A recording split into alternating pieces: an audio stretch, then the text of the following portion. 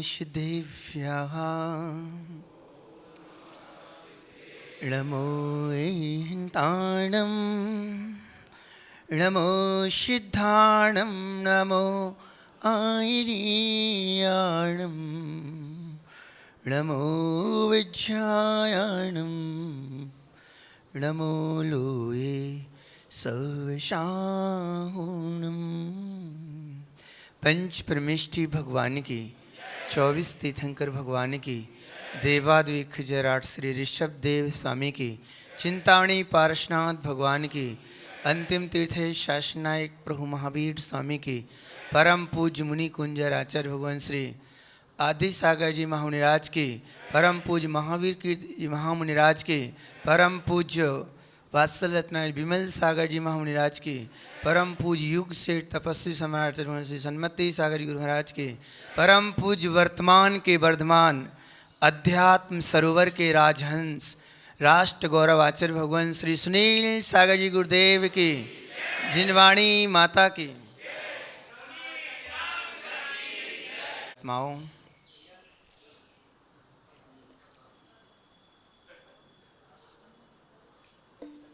सिद्ध अवस्था की प्राप्ति यानी सिद्ध अवस्था की प्राप्ति स्वस्वरूप को जानने से प्राप्त होती हैं।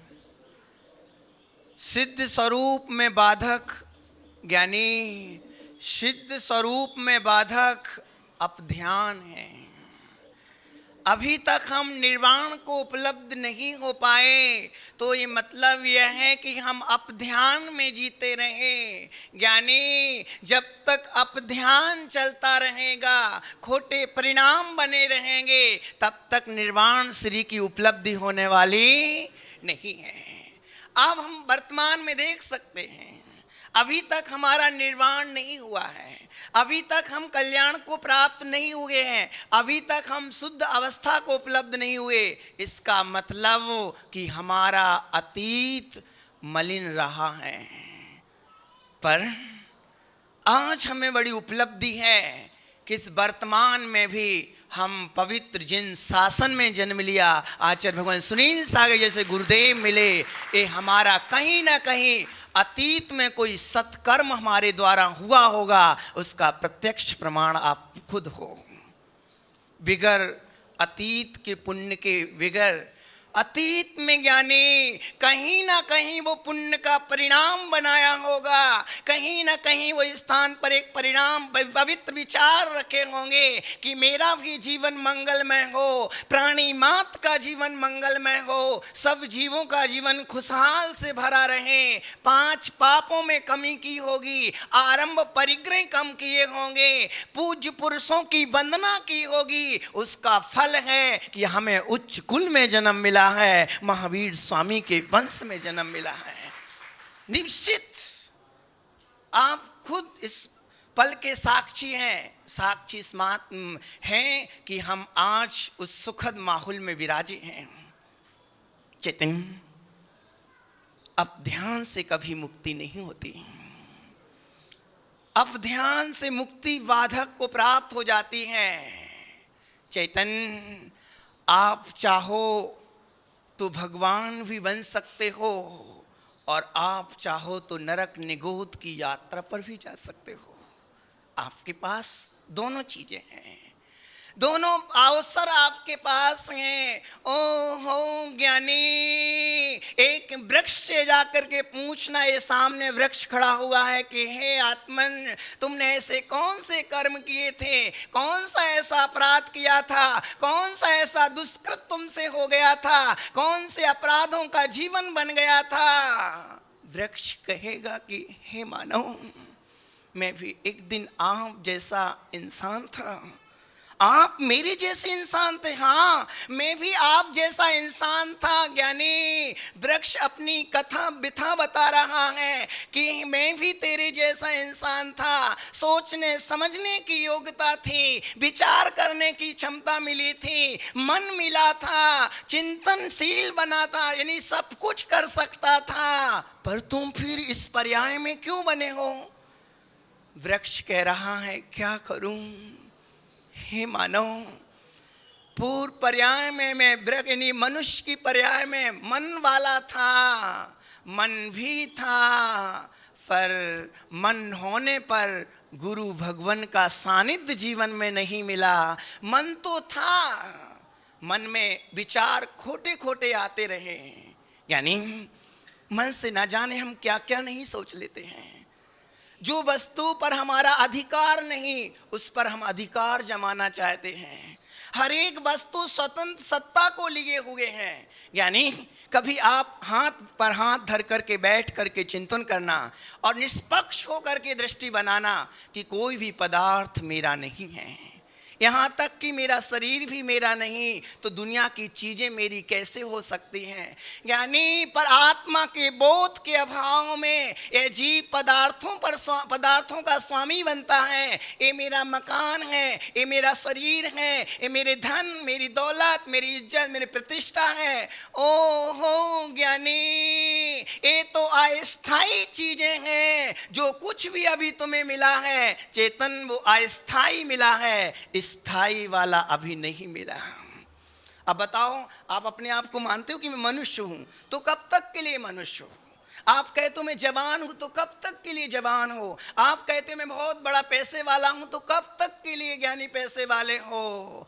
ओहो चेतन, खूब पैसा भी पा लिया तो क्या पाया? खूब सम्मान भी पाया दुनिया का, तो भी क्या पाया? यहाँ के भोग की वस्तुएं भी पाई, तो भी क्या पाए? यहाँ का अपमान भी पाया, तो भी क्या पाया? ज्ञानी संसार की रिद्धि सिद्धियां भी पाई, तो भी क्या? यदि आत्म स्वरूप का भान नहीं तो सब का सब बेकार ही है, निस्सार है।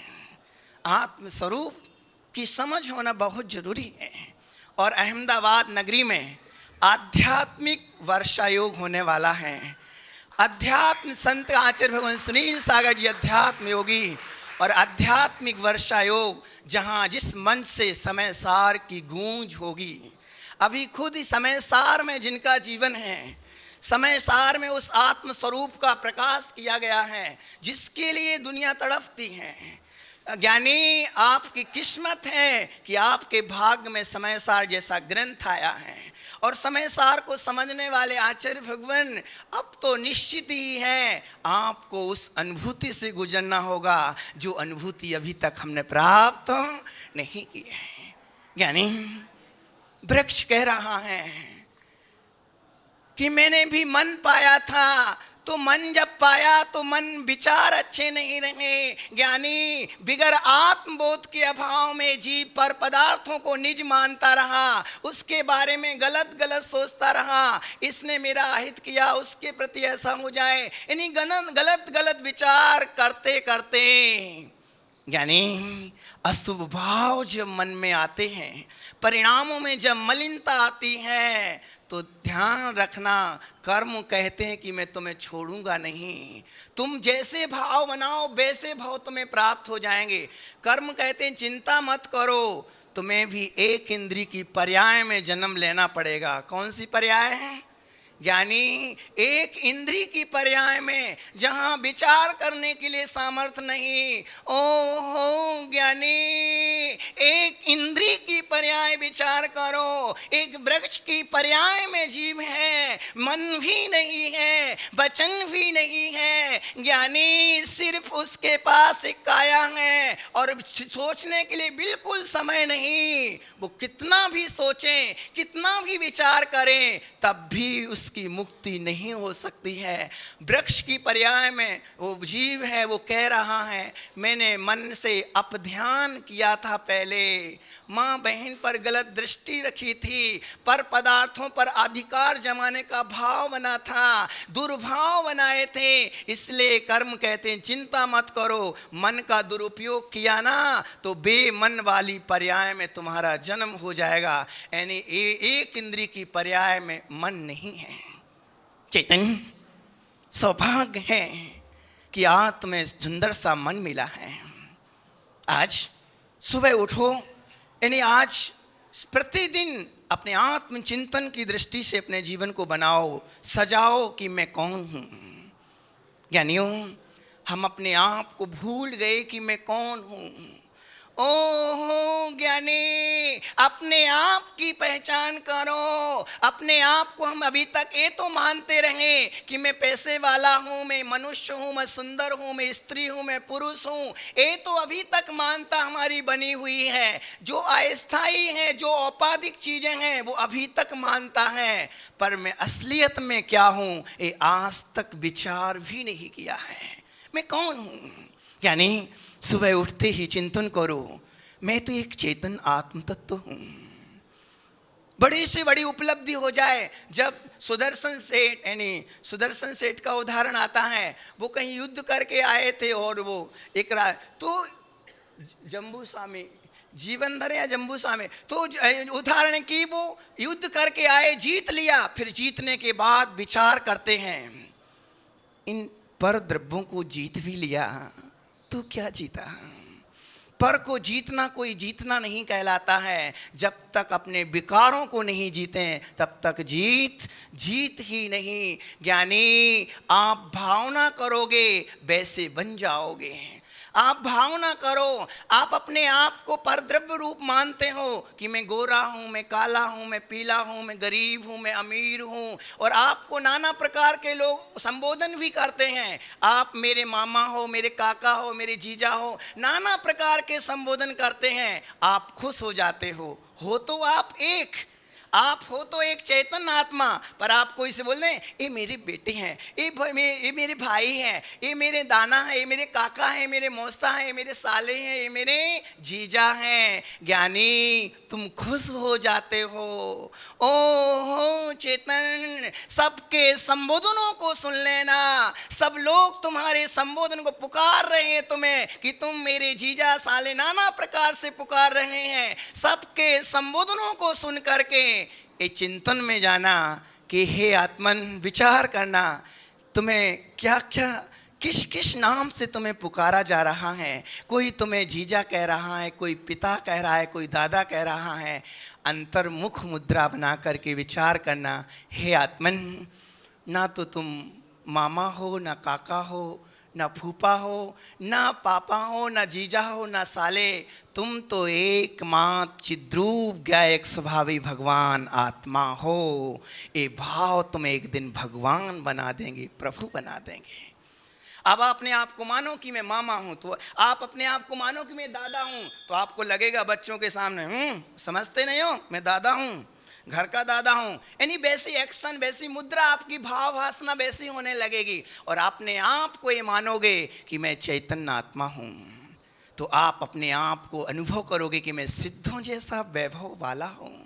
ओहो ज्ञानी, इस आत्म तत्व की आराधना तीर्थंकर भी जो देवों के द्वारा वंदनीय है, स्तूयमान है, देवता गण भी जिनकी वंदना करते हैं, तीर्थंकर भगवान की देवता गण वंदना करते हैं, ऐसे देवों के द्वारा वंदनीय प्रभु भी ज्ञानी आत्मा का ध्यान करते हैं, शुद्ध आत्म तत्व की आराधना करते हैं, तभी वो भगवत्ता को प्राप्त हो जाते हैं। अभी आप आचार्य भगवान के सामने आप विराजे हैं, आप ये सिर्फ उस आत्म तत्व की भावना को लिए हुए हैं। सुबह हो शाम हो 24 घंटे एक ही लक्ष्य है आचार्य भगवान का कि मैं आत्म तत्व को ही बस प्राप्त कर लूं।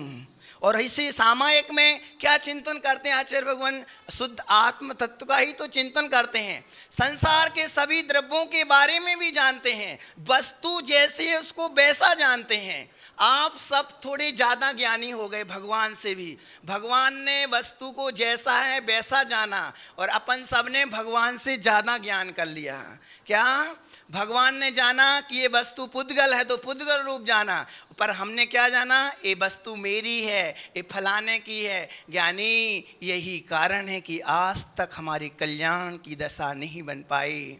पर आज विश्वास है आचार्य भगवान जो महामनीषी हैं, सारी दुनिया, सारा भारत आप देख रहे हैं कितने जिन धर्म की प्रभावना में अग्रणी हैं। आचार्य भगवान की विचारधारा बड़ी पवित्र है। ज्ञानी, इंसान आपन सब भी हैं और आचार्य भगवान भी एक जीव वो ही है, पर एक विचारों का प्रभाव है। विचार पवित्र हैं, इसलिए वो पवित्र आसन पर, पवित्र स्थान पर पहुंच गए। हम भी वो पवित्र विचारों को स्थान दें अपने हृदय में। हम दूसरे के बारे में गलत सोचते हैं, विराम लगा दो। मैं कौन होता हूँ गलत विचार करने वाला, किसी पर अधिकार जमाने वाला मैं कौन होता हूँ। विचार ही करना है ज्ञानी, वस्तु स्वतंत्रता का विचार करो। तुम्हारे विचार पुराण बन जाएंगे, तुम भगवत्ता को प्राप्त कर लोगे। विचार उत्तम होना चाहिए। आचार्य भगवान ने अनेक ग्रंथों का प्रणयन करके, अनेक शिष्यों को तैयार करके देश यानी पूरे देश में जगह जगह पद विहार करते हुए और लंबी यात्रा करते हुए, बड़े तीर्थ सिद्ध क्षेत्रों की यात्रा करते हुए आपके तलोद नगर में आचार्य भगवान का भव्य प्रवेश हुआ। निश्चित है जो ये सिद्धों के पड़ोसी हैं, किनके पड़ोसी हैं ज्ञानी? सिद्धों के पड़ोसी। यदि सिद्ध से मिलना है ना, सिद्ध भगवंतों से मिलना है, तो उनके पड़ोसी से पहले मिलना होगा। पड़ोसी हैं जो नजदीक रहते हैं, हर पल उनका ध्यान करते हैं, हर एक स्थिति का बोध रखते हैं, हर परिस्थिति का भान जिनको है। सिद्ध भगवान की पूर्ण महिमा से संपन्न है, जिनके बहुमान से भरे हुए हैं। सिद्ध भगवान का नाम आते ही रुआ रुआ खिल जाता है। ऐसे सिद्धों के पड़ोसी आपके नगरी में आए। ज्ञानियों, धन्य है आज का दिन कि हम सिद्धों के पड़ोसी का सम्मान करें। निश्चित है आज पड़ोसी आए, ध्यान रखना, सिद्धों के पड़ोसी आए, मार्ग बताने वाले। अब एक दिन एक समय भी आएगा कि आप खुद भी सिद्ध पर्याय में परिणत हो जाएंगे। ऐसा पुरुषार्थ करें। इन्हीं मंगल भावना के साथ आचार्य सुनील सागर जी गुरुदेव की जय।